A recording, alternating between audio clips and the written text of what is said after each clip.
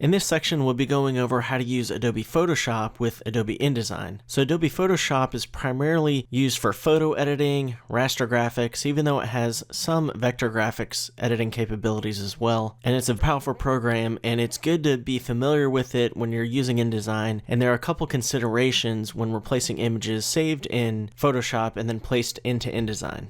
I have a raster image here, a photo, and it's already been placed into this Adobe InDesign file, annual report, and it's raster meaning it's made of pixels. So if I zoom in with Control or Command plus, we can eventually see those pixels. I'm at 1200% view there, that's why it's pixelating.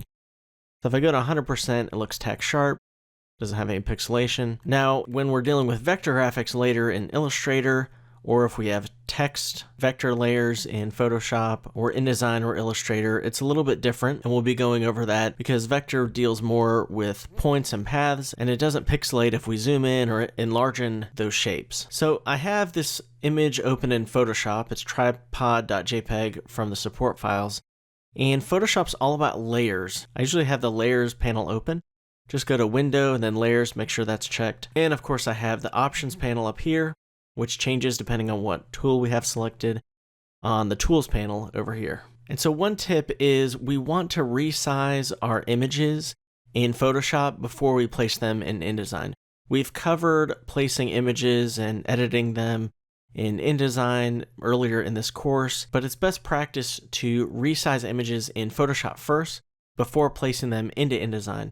For example, if I go to Image and then Image Size, and we'll see that this is 29.5 megabytes here.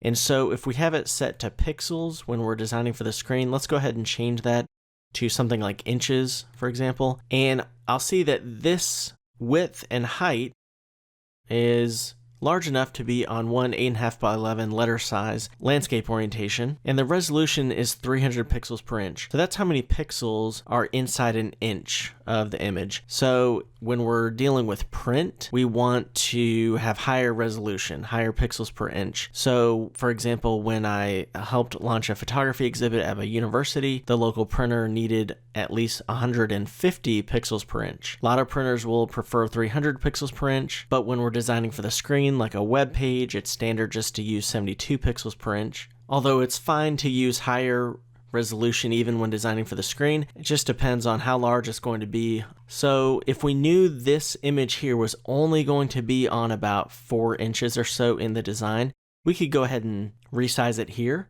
So if I press 4, it changes, and notice that this is selected, so the constrained proportions needs to be checked if we want the height to change in relationship to the width and vice versa. So if I go right here over height and do that scrubby adjustment there, we can adjust it clicking and dragging left and right as well. So if we make something larger than the original size, like if I made that larger, we'll see that it will start to pixelate. So we want it to be at the original size by default, or smaller in Photoshop. Unless it's something like just a background color and we're creating some shapes and things like that, vector shapes, text, and so on. But a regular photo, a raster image like this, we don't want to make larger than the original size that it starts at, but we can make it smaller. And Photoshop does a really good job of resampling photos. So then if we knew that this was going to be, say, at 4 inches by 2.667 inches there, and it's only going to be 2.75 megabytes. So if we package that later and send it to the printer, they won't have a huge file to download because the original was 29.5 megabytes. Now I'm going to press cancel and not resize that for this example. Now as far as file format, when we save this in Photoshop before placing it into InDesign, and by the way, we don't want to copy and paste raster images like this from Photoshop into InDesign. Much better practice to save it as a specific file type and then place it. We'll just go to File Place in InDesign. That's much better than pasting it. So as far as file formats, the default is .psd. So that will retain all of our layers. For example, if I placed another photo on top of this and it created another layer, or if we added some text to it and added another text layer, or we just created some blank layers and used the brush tool, whatever we wanted to add here, it's going to save the layer information if we save it as a PSD. So if we go to File, Save As, and you just want to save it as a PSD here. That's a larger file. We can't embed that on a web page. We would need to save it as, say, a JPEG or a PNG or a PNG if we wanted to add that to a web page, embedded on a web page, for example. But for InDesign, it works great with PSDs. Now, another format we can use is JPEG, just .jpg. Some people used TIFF historically, but honestly, JPEG is fine, or Photoshop, default PSD file. Now JPEG will flatten the image so we don't have the layers information, and if we have any transparency, it will add a background, so we can't have transparency with JPEG. We can use PNG or PNG if we wanted to preserve transparency, but we don't have to. We can actually just use a PSD for that, and we'll be doing an exercise adding transparency to an image and placing it in InDesign. We don't want to use GIF because that only has 256 available colors. That's only if we were creating an animated GIF, like an animation or a cinematograph. And if we want transparency, we don't need to use GIF, even though it has transparency. We want to use PNG for the web, has varying levels of transparency, or PSD just for InDesign. We will be talking about when we'd want to use a PDF though as well. So I hit cancel, and I'm just going to explain a little bit more on that transparency.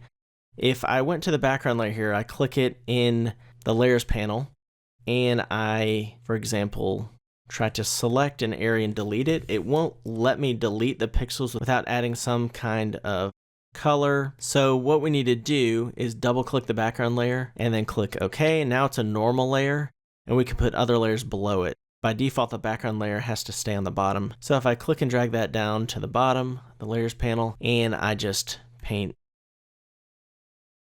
in there, and you can see it there, but we can't see it here because this top raster image is on top of that, right? So we can actually add a mask, add a layer mask, and we can paint some black in, and that actually shows through, and this is non-destructive erasing basically, because if I want to paint white in, it will bring pixels back.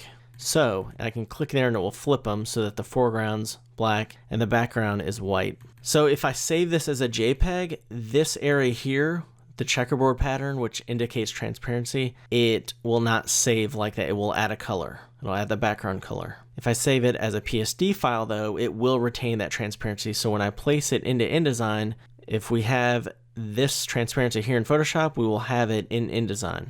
So I'm going to get rid of this mask here. I'm just going to click and drag it there, click delete, and I'm also going to delete this layer as well so that we just have this photo here. And if you're following along with this one, that's fine. We don't need to make changes. We can just go to File, Place, and then place it in InDesign just like we've been doing throughout the course. Again, if it looks a little bit pixelated, what you can do is right-click over it and go to Display Performance and make sure it's set to High Quality Display. If I just do Fast Display, notice it looks almost a little pixelated like the edge. That's not the quality that's going to be exported to a PDF though, or printed.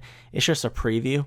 So if I right click over it, Display Performance, and then High Quality Display, it looks a lot better. We can also go to View and then Display Performance, and then High Quality Display. So setting it to Fast Display or Typical Display is good if the computer processor just can't handle rendering really high resolution images on screen as we're navigating through the pages. But High Quality Display is a better preview of how it will look when we export it to a PDF or print it. If we don't want to have to set it to High Quality Display like that, another way for it to look good automatically as a preview is to go into Preferences. So on Mac, click on InDesign and then go to Preferences. On PC, go to Edit, then Preferences, and go to Display Performance. And here we can redefine what typical looks like.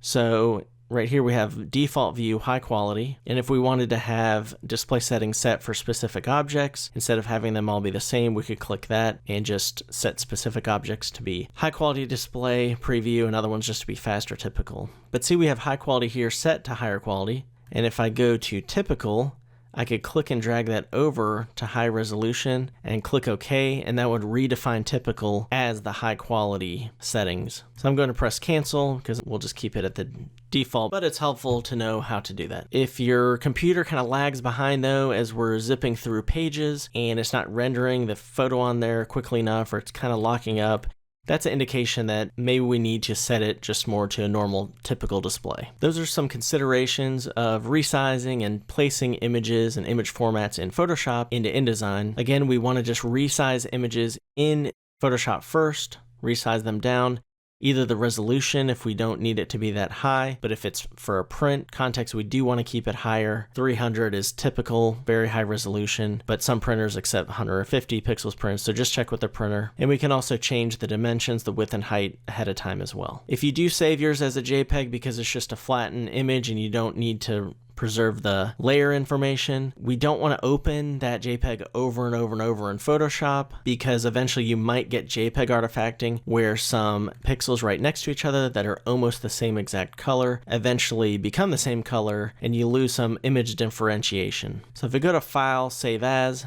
and Save as JPEG, and I'll just call this tripod example, and I click Save, we want to have this on 12 maximum. If we have it lower, it's more likely to have lower quality, even some more artifacting in the JPEG file, because JPEG is a compression technology. So 12 maximum for JPEG, and click OK. And it's helpful to save it as a copy, so we go to File, Save As, instead of editing the original. Thanks, and I'll see you in the next lesson.